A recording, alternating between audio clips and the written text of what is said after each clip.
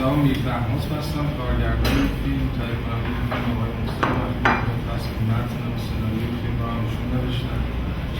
پروژه‌ای است که در سال اسفند 82 مبنای شروع کار ما بود.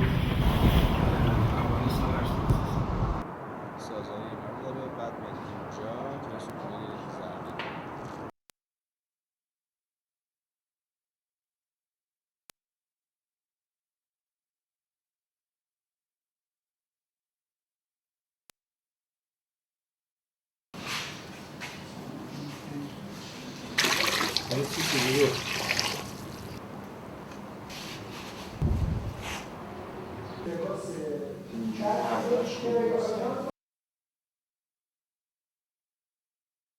خیلی افتاد.